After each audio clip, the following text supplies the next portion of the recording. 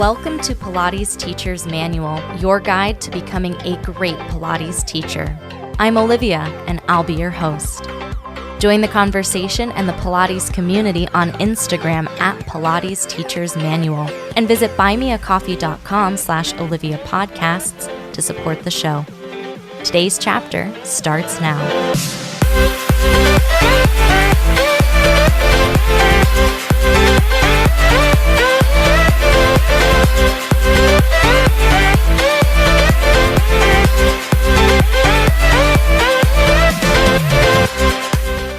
Hello, everybody. Welcome back to the podcast. I'm really excited to share a conversation with you today between myself and my good friend and colleague, Sabra Garrett. She is a phenomenal balanced body trained Pilates instructor. She's a nationally certified Pilates teacher. She's a loving wife and mom, a breast cancer survivor, and she teaches with me at Club Pilates West Loop in Chicago. We'll be discussing her path to becoming a teacher, her experience with breast cancer, and so much more. Let's dive in. Thank you so much for joining me today, Sabra. Happy to have you on the show. So happy to be here with you. I don't know all the things about your Pilates journey, so I'd love to hear, what was your first experience with Pilates?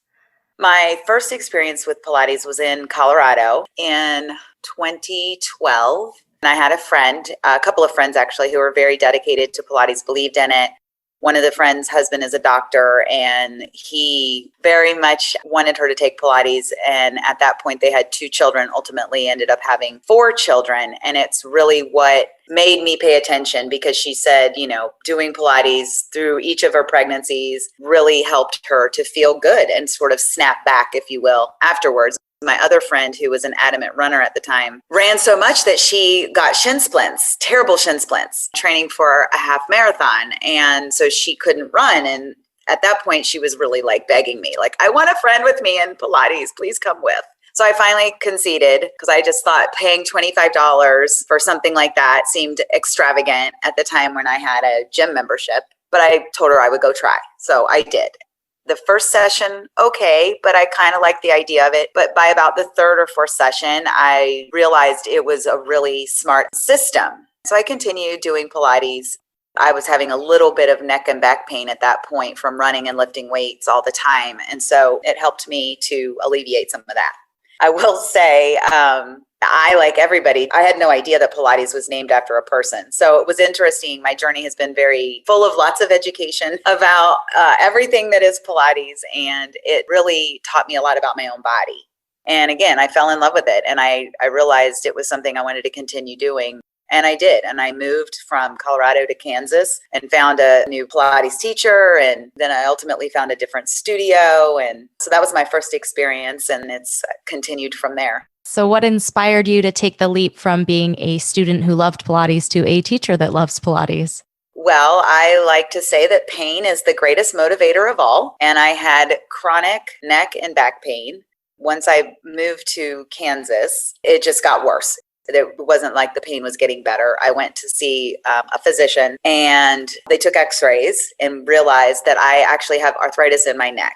I'm a very adventurous person and had injured myself in a variety of ways, starting as a young girl who broke her arm twice in the 6th and 7th grade, and then just progressed from there. Lots and lots of crashes in my life. Car crashes, water skiing crashes,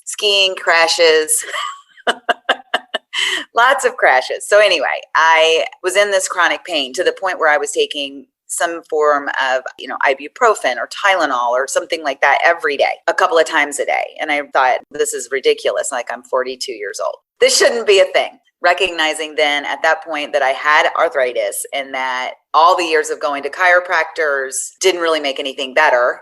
They wanted to talk to me about doing surgery. And I said, I'm absolutely not doing surgery. It's arthritis. It's not like something that's super bad. They said, okay, well, let's sign you up for physical therapy. Sure, that sounds great. Let's start there. I go to physical therapy, and I've gone maybe to 2 or 3 sessions, and I start to see the similarities between physical therapy and Pilates. And I start to realize, obviously there's a root cause of the pain, but then there's the exacerbation of the pain. And quite frankly, I realized that in my Pilates classes, I was doing things I should not have been doing. I did not have the right amount of abdominal and core strength to do some of the moves I was doing. Where I kind of had the aha moment was once I was sort of through physical therapy and started applying some of those ideas into my Pilates classes. I started thinking, I think I could do this. I think I could teach this. I think I could help other people like me who are having chronic pain at an early age from poor choices of exercise. Often, not always. Again, mine was also because of being such an adventurous person. But I realized that it would be a good thing, not just for myself, but give me that thing that I love, which is to help other people. And I could do both. On top of that, at the time, my daughter was, I guess she was in 6th grade. Yeah, so at that age where she wasn't needing me as much. So it would also give me purpose beyond being a mom. Timing wise, it was really great. What I had no idea of was the journey to becoming a teacher was going to be very challenging. I had no idea about a lot of things. So what were some of the challenges that you faced in your teacher training? So I decided that I wanted to become an instructor and spoke to several people about that to try to understand what the process was. Where I was living at the time, those teachers were teaching classes after going through the 3 weekends that you would go through and then testing out. No anatomy classes, which then made sense as to why I was doing things in classes that maybe weren't helping my neck. That being said, I proceeded through the first 3 days. I didn't have the ability to memorize the amount of information. So challenge number 1, I had not been in school in a very long time. I realized that weekend, I was like, this is like so much information. How am I ever going to process this in a way that for me personally is going to make me feel confident to teach this method of exercise? Like, how am I going to do that? So I started really studying the information that I had, and there was a soft touch on anatomy and just that. I was like, how many vertebrae and what times of day am I supposed to remember? How am I ever going to remember all of this? So that was the first challenge. And then I did make it through my reformer training. As I was going through the studying to test out, my husband got promoted. My priorities changed a little bit because then I realized, well, we're going to be moving and soon. Like we were going to be moving in the next couple of months. So I had to put that on hold. So challenge number 2, putting something that you're excited about and you're moving forward with, and you've been kind of into it for 9-ish months or so, and then you have to put it on hold. And it was a choice, and it was a good choice at the time. So we ended up moving to Bethesda, Maryland. Challenge number 3, I have a little bit of training and a little bit of knowledge, thinking I wouldn't have to test out. Maybe I could just find a job. I could test out eventually, but maybe somebody would hire me to teach classes because that's how it'd been where I was. Wouldn't it be like that where I was going? No, it was not like that. So once I got there, challenge number 4, how am I going to progress my training so that somebody will hire me? Could not find anyone who would do like an apprenticeship, nothing. Ultimately was connected with someone because she was offering a mentor program, which was, for anybody. If you want to be a Pilates teacher, you're going through the journey or you're already a Pilates teacher, it gave you the ability to define what type of teacher you wanted to be. It gave you the ability to understand the history of Pilates. A requirement was to buy the Contrology book. Okay, this sister didn't even know there was a book. I didn't know there was a man. I didn't know there was a book. And on top of those 2 things, I also had never taken mat Pilates. I didn't even know that's where it started. So here I am trying to become a teacher, but I really didn't have the foundation that I really needed, particularly for my personality. I didn't have the why Pilates is so great foundational building block. So going through that mentor program, I discovered a lot about myself. I discovered that I wanted to become comprehensively trained, which meant that I was going to have to take kind of a step back. Just going through the mentor program for me was sort of like, let's take this step back. Let's see if we can figure some stuff out. And then we're going to move forward. I finally, made this commitment. Okay, I'm going to become comprehensively trained. I'm going to take the STOT reformer training. I'm going to bridge it over into balanced body. And then I'm going to go back and take the mat and then go forward. So I started doing that. And in that part of this journey, the person who was running the mentor program is a Balanced Body master trainer. And she offered me an apprenticeship, primarily because I had tried to find someone or a studio or a gym, some place where I could continue going through my certification classes and be able to practice and practice teach and observe and do all of these things. And as it turned out, all these people wanted me to sign these non-competes. And I just, first off, didn't like that idea. So you're going to restrict me. I am now restricted to this one place. So I'm going to have to rely on this one place to get all these hours of observation and all these teacher training hours. And a couple of the gyms, they would bring me in, they would restrict me from anywhere else and not pay me, mind you, if I'm practice teaching. It wasn't all jiving. The universe was telling me there's something better than this. There's something better than this. And meanwhile, my mentor is helping me to navigate through all of this. And she makes me an offer basically that I can't refuse, that she would love to bring me in as an apprentice. There was a handful of things she wanted me to do and commit to. And there was a handful of things I wanted her to commit to. We were able to come to an agreement. And I ultimately ended up choosing this path, which was challenging. What is this, challenge number 5 or 6? The challenge was I had to drive from Bethesda, Maryland to Columbia, Maryland twice a week, which was about an hour drive each way, in order to gain all of the stuff that I wanted. That being said, I was moving forward. And, the classes were hard. And I went through all of the comprehensive training. I took anatomy twice because I just didn't feel solid in my knowledge base. And I realized I was not Pilates strong. Hashtag Pilates strong. I'm going through this mat class and I'm like, I'm not strong. I cannot do these exercises.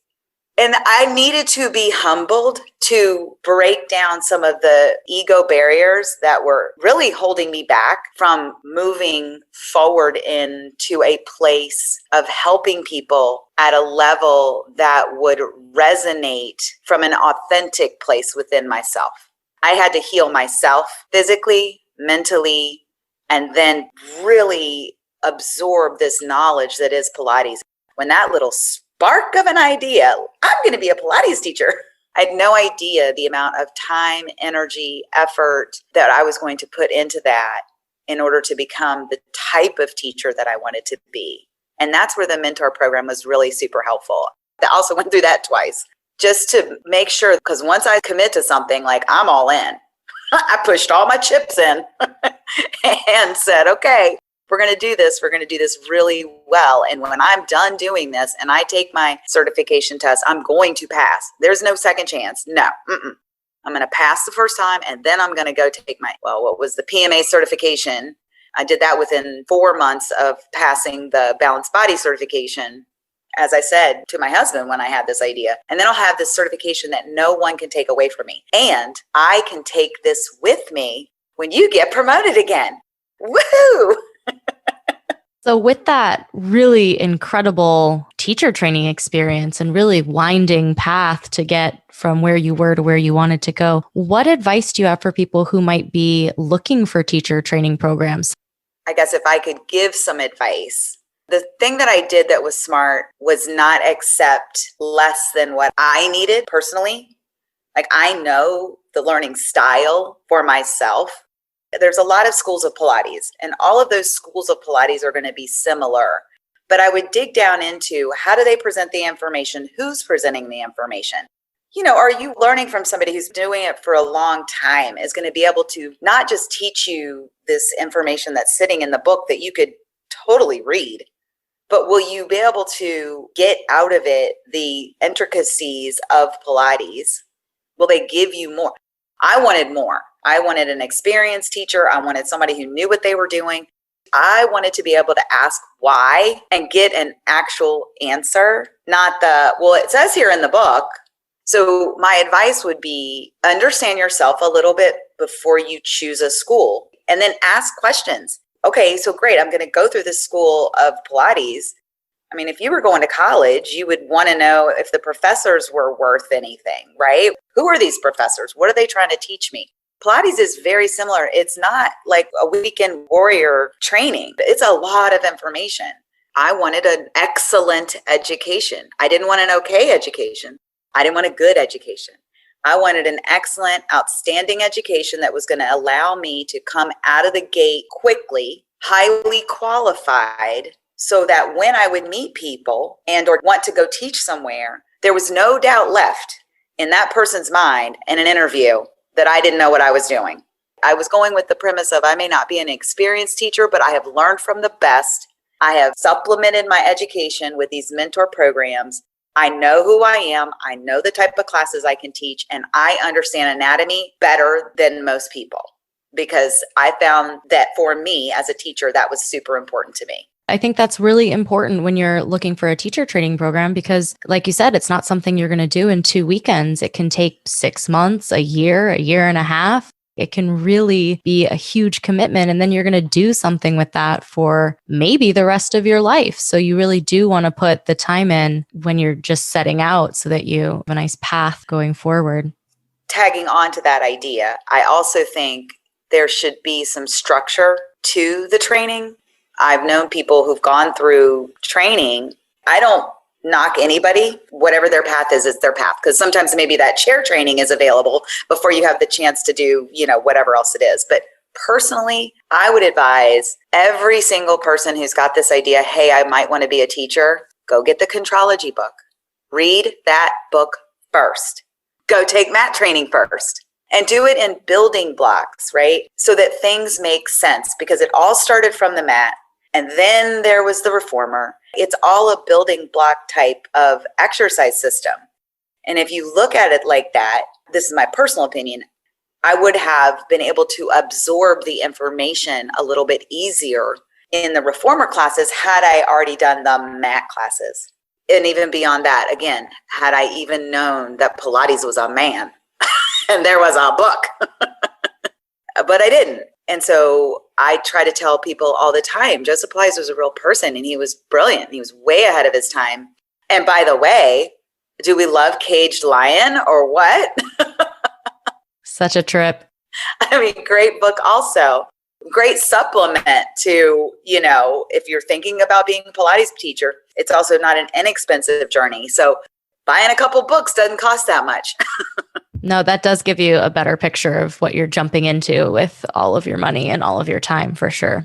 Another thing that I think is pretty unique to your experience that I'd love to let you speak on is because of your husband's work, you moved a lot and you have experience in lots of Pilates studios and with lots of Pilates teachers and students and different places. One thing that I absolutely love about you and I'm constantly impressed about you is that you build this Pilates community everywhere you go. And you're so good at meeting people and also teaching people and just getting people who need Pilates into the Pilates studio. And so I was wondering if you can talk about that a bit as well.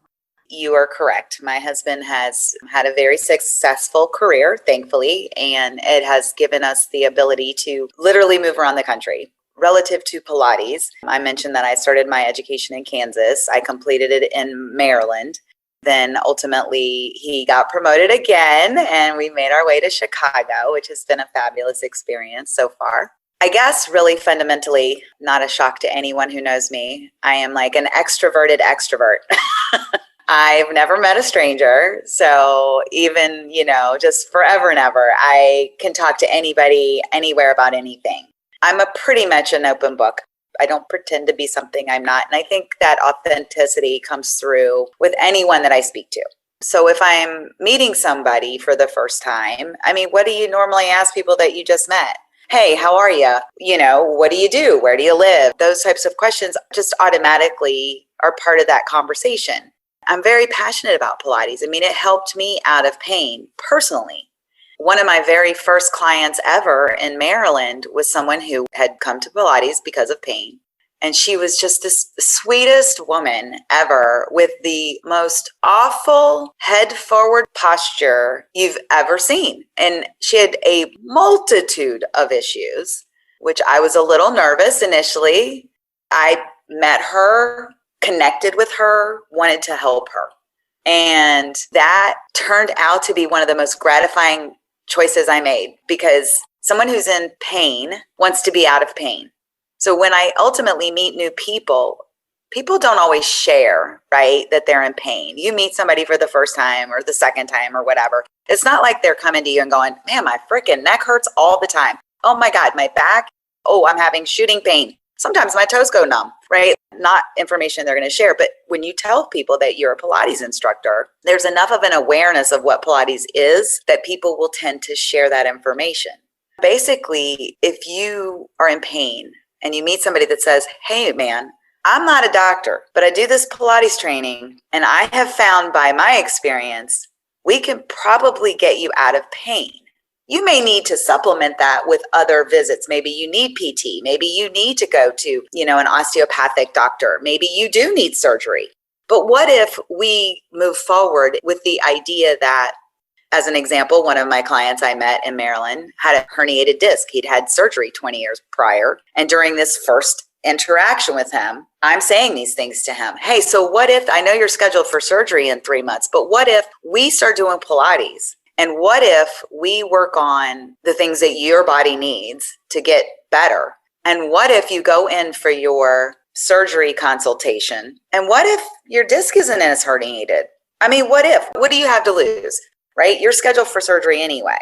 Perhaps, we'll do enough Pilates, you commit to it. And at the very worst, it's prehab. And so when we talk about meeting people for the first time and building community, all community is a series of interwoven relationships. So learning how to meet somebody and basically start a foundation of trust, and then trying to session by session show them that you are helping them feel better. And then that person, my herniated disc client, told, I don't even know how many people. At the time I was working at Congressional Country Club, so it was a club full of golfers. And he missed golfing so much, at the point where he went to his surgery consultation and they said he didn't have to have surgery. How many people did he tell? I mean, right? He's like, this woman is amazing. Like, I didn't have to go sell myself, because I had already shown through my experience with this man that you can find your way out of pain with Pilates. Now, not every single person, not every single time. That being said, pain is the grand motivator. And if you meet someone and they have that pain, and you can build that relationship session by session with trust and respect, they're going to tell everybody. That's where the community part comes from. Now, beyond that, personally, I like to have a lot of fun. And so always, wherever I live, I try to find like a group of people that want to go have fun too. And sometimes those fun people turn into my clients as well, not because they're necessarily in pain. However, I will say sometimes I know somebody for a couple of years, and then, they share with me that they actually do have pain and now they want to come do Pilates. That's something that they're already in my community, and so they feel confident to come and do Pilates with me. It's a very gratifying thing that I do. I never really anticipated, again, when I had that spark of an idea, hey, I'm going to be a Pilates teacher, that I would feel so much gratitude towards the people that I'm helping and watching them get better and feel better and move better. It's so gratifying. I can't explain it. I can't explain how much helping someone else helps me feel like I have a very definite purpose in the world beyond being a wife and a mom. And to me, this isn't a job. I wouldn't even know if I would call it a career necessarily. It's just my thing. It's what I should be doing with my time to serve the world in the way that is special to me and unique to me.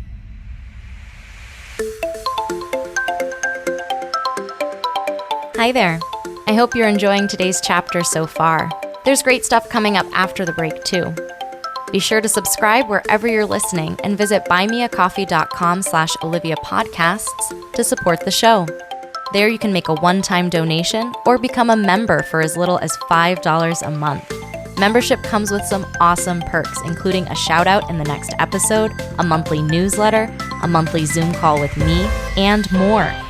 You can also visit links.oliviabioni.com/affiliates to check out some sweet deals on products I use and love. Now back to the show.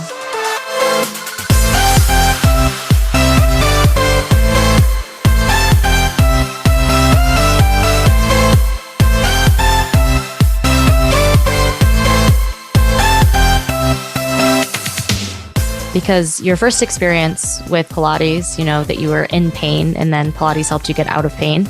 And then you had breast cancer. Good times. Not at all, I don't think. Not so much. So can you speak a little bit about how Pilates fit into your recovery and your journey with breast cancer? Obviously, it was a very big surprise. I have no breast cancer history. I have no breast cancer in my family. None of my immediately close, not my mom, not her mom. I did have all the tests to see if it was something that was in my genes. It is not, which makes me very thankful, so it's not something I have to worry that I'm passing on to my beautiful daughter. I will say that I'm glad that I was strong going into it. Even before I say that, I should say what I'm really happy about is that I've been listening to my doctors since I was 40 and I've had a mammogram every year. So it was my routine mammogram where something was seen. So it was caught incredibly early. I mean, to the point where I couldn't palpate the cancer. I couldn't have felt it even doing a self-breast exam. In that vein, I want to make sure everybody hears me. Go get your boobies mammogrammed, ladies. It's really important, and it saved my life. When they found it, I was stage 1 and it was operable and it had not spread to my lymph nodes, thankfully, which was just the biggest blessing. And it's been a year since I had that surgery where I had the lumpectomy and had the lymph nodes removed. But I've begun in the last few months starting to feel some nerves reconnecting in the space where they took out the lymph nodes, which was much more painful than the actual lumpectomy space. So that surgery was in October. After surgery, I had my pain pills for a couple of days. And you have to make sure that the surgical sites have to be, stable and you don't really want to move your arm around too much. So I'm sitting on the couch and, I'm a Pilates teacher and I have some strong abs, right? So I'm not pushing myself off the couch. I'm using my abs to pull me up to a seated position. Well, after a couple of days of that, my abs were really sore, which did make me start to think, I wonder how many people push themselves off the couch. Probably everybody, right?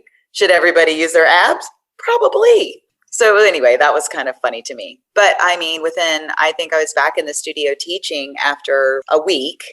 And, we all have a fit ball or whatever version of the ball that, small ball in our studio. So basically put the ball under my arm and kept it elevated and kept on teaching. And to be honest, because again, I'm such an extroverted person, being in the studio with people gives me energy, positive energy. It's a positive environment. It was something that I could be around people. And beyond that, I felt very supported. I didn't hide the fact that I had breast cancer. I'm just not that person. And I wanted people to know it can happen to anybody. Again, beating that mantra drum of get your mammogram, ladies. I certainly didn't want anybody to see me as a victim. And I definitely wanted that positive energy. And I wanted people to see it happens to everybody. Cancer is no joke. But because I am Pilates strong, I do believe that helped me. And you helped me. And we did some private Pilates sessions just because I wanted to get moving again, but I didn't want to hold back a class, right? I needed to do things for myself that were good for me. And I have a tendency to push myself a little bit harder. And I need to make sure that somebody else was paying attention to what I was doing. So I didn't ever do it. Again, I can be a little adventurous. But actually, I'm so this is something you should be doing 4 weeks post-op, Sabra. Maybe we slow that down a little bit. No, why would we do that? Don't slow the roll. But it was great. And, I was really up and going and feeling pretty good. And then it was time for my follow-up mammogram and my right breast looked great. I had the lumpectomy, but then they saw something on my left breast that they weren't just quite sure about. And I pushed to have that mammogram on my left breast. Okay, but before I do radiation, let's make sure, did we look over there? Has anybody paid attention to that side? And so we did a mammogram and ultimately did a biopsy, but it came back negative. So that was good. But then I had another surgery. So that was in November of last year. They did do a lumpectomy. They did take that out because they couldn't exactly identify it. It didn't test as cancer, but just to be safe. My first radiation treatment was in December of last year, after Christmas. And then I finished in January. and I was feeling pretty good by March, and then COVID quarantine. I would normally not be a frightened person or afraid, but as it turns out, because COVID is a respiratory virus and it attacks your respiratory system, I am vulnerable because I had gone through radiation. And it takes about a year, according to the doctors, for the tissue that's in the lung underneath of your breast that has been radiated. The tissue itself regenerates, but it takes some time. That was really unnerving for me. I sometimes feel a little bit like a superhero. I can survive anything. But COVID, made me stop in my tracks and go, wait a minute, I actually am one of those vulnerable people. I did take it seriously. The good news was that I felt better, like respiratory wise, because Pilates' first principle is what? Breath. So I was doing plenty of breathing on my own and really basically breathing exercises just to try to help myself heal in that way so that I didn't have to be so worried. I'm not really a worrier. And so that was an unusual feeling for me. Now where we are, I, like everybody, I wear a mask, I wash my hands, I do as much as I possibly can to protect myself and others.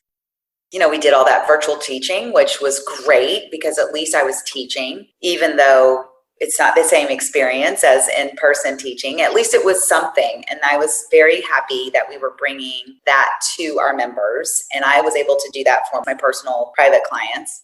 And, they say all the time, when you're not feeling good, you need that positive energy around you. You need those people to be your cheerleader. And I'm usually the cheerleader.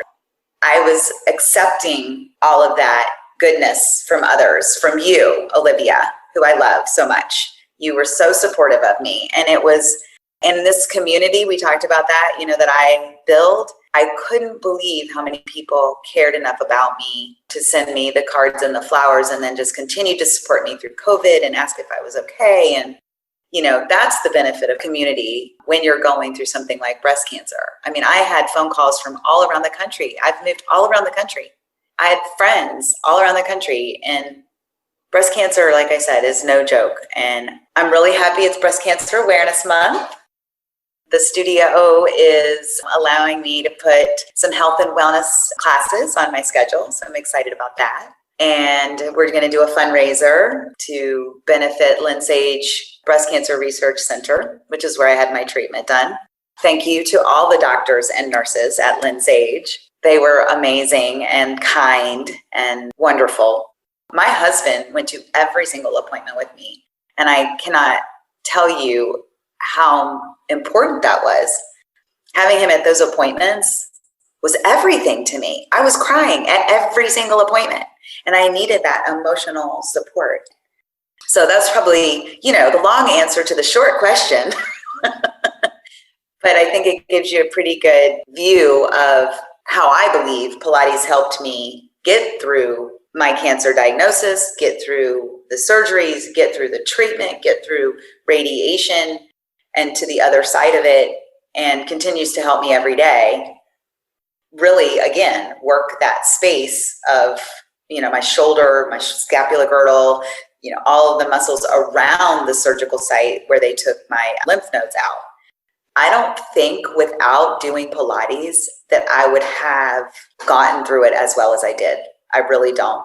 So I hope other people hear this, and you don't always know who's going through cancer. We know it's a lot of people because of the numbers, but people don't always talk about it. It's okay to talk about it. It is scary, but when you talk about it out loud, it makes it a real thing. And you will also find your community if you let them in. More people than I ever thought came up to me and told me that they had also had cancer. People I would have never imagined. Members, strangers somehow, just through, meeting somebody I know and then coming up to me like blindly, oh my God, you don't know me, but so-and-so does, and they told me that you have cancer. And there's a large group of people out there ready, willing, and able to mobilize to help if they can. And I'm very grateful that I had that. Sabra, you are fantastic. The studio and the West Loop is very lucky to have you as a teacher. I consider myself very lucky to count you as a friend. I really appreciate you taking the time to share your story about breast cancer, about the magic of Pilates and the intricacies of Pilates and your journey. So thank you so much for taking the time and for being on today. Thank you very much. I hope that even if a little part of this helps somebody else, that will make me feel better. And I already know it helps you. At least I think so. Yes, definitely yes. Thank you, Sabra.